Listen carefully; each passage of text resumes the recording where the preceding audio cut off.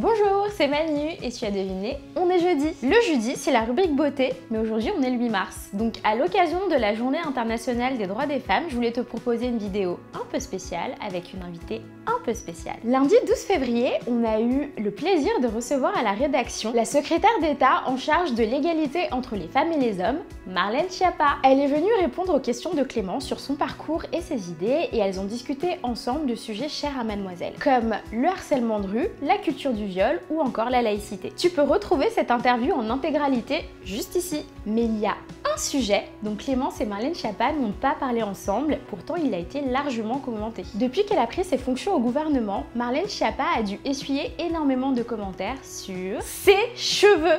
Et si, je te jure. J'ai donc profité de sa visite le 12 février pour lui demander de partager ses conseils coiffure. Marlène Schiappa a en effet trouvé le truc pour lui permettre d'être écoutée quand elle a des choses importantes à dire. Voici donc un tuto coiffure un peu spécial. Je te laisse et je te retrouve après. Nous sommes aujourd'hui avec Marlène Schiappa. Bonjour. Sur les plateaux de télé, on fait beaucoup référence à votre chevelure qui est magnifique. On va pas se mentir. Donc expliquez-nous. Alors l'idée c'est que j'ai constaté effectivement quand j'ai été nommée que la plupart des articles, au lieu de parler de ce que je disais, parlaient de à quoi je ressemblais. Et effectivement dans le monde politique, dès qu'on est un peu féminine, ça heurte la représentation qu'on a de l'homme politique blanc, plutôt âgé, en costume cravate, homme bien évidemment. Donc pour être entendu et pour arrêter d'avoir des articles sur elle a les cheveux comme ci, comme ça, bouclés, longs, en pétard, rebelle, dans le vent, volant, ondulé, etc. etc.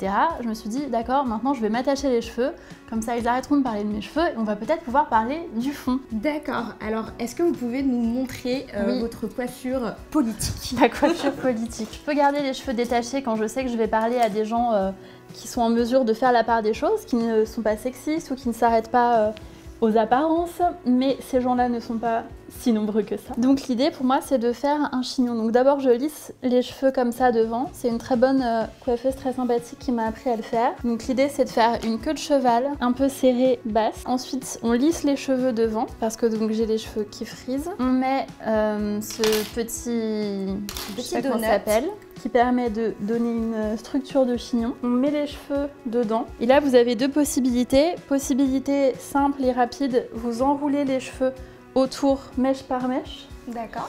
Et possibilité un peu plus jolie mais plus longue, vous faites passer des grandes mèches devant derrière. Vous mettez des grandes pinces à chaque fois pour tenir les cheveux. Et donc en fait ce bun il sert de structure et vous enroulez les cheveux autour. Du coup en fait l'avantage c'est que ça fait une coiffure qui est pas très longue à faire.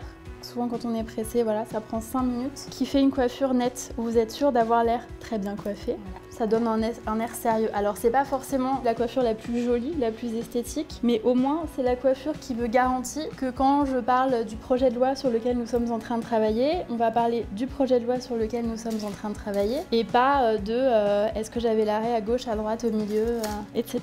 Et voici donc une coiffure très professionnelle qui vous évitera toutes les distractions. Alors c'est vrai qu'on me fait ce type également de remarques pour mes cheveux naturels, dans le monde professionnel surtout, parce que j'ai les cheveux naturels non défrisés.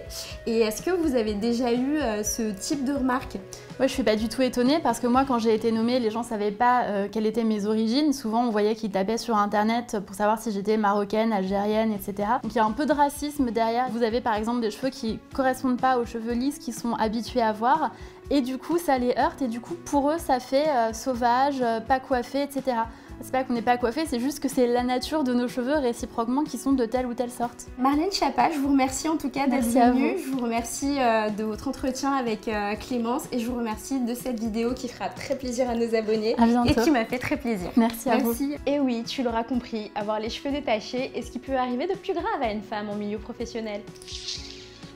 L'apparence physique des femmes est souvent commentée, que ce soit dans l'espace public, dans le milieu professionnel ou dans les médias. J'ai moi-même eu des questionnements quand j'ai décidé d'arrêter de me défriser les cheveux, comme je l'explique dans cet article. Car mon cheveu, le cheveu afro, est encore considéré comme hors norme par certaines personnes. Combien de fois j'ai dû rouler fortement des yeux face à des remarques pas très fines de mes collègues, ou alors dû leur expliquer que je ne voulais pas qu'ils touchent mes cheveux.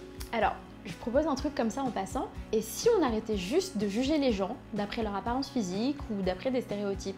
Est-ce que ce serait pas beaucoup mieux? Non, je sais pas, je pose ça là comme ça. Aujourd'hui encore, on a besoin de rappeler que les femmes sont des personnes qui ont les mêmes droits que les hommes, notamment celui de disposer de leur corps. et ça passe aussi par la manière dont elles veulent disposer de leurs cheveux. Si tu as aimé cette vidéo, n'hésite pas à mettre un pouce bleu et mon cœur se gonflera de joie. Et si tu t'abonnes, alors là...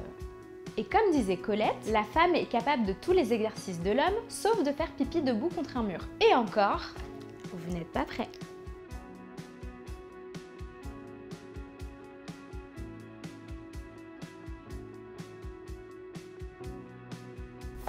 Waouh! J'ai kiffé cette vidéo! Et tu es en train de te dire à l'instant même, et tu as raison! Alors c'est bien simple, il ne te reste plus qu'à t'abonner et à lâcher un pouce en l'air.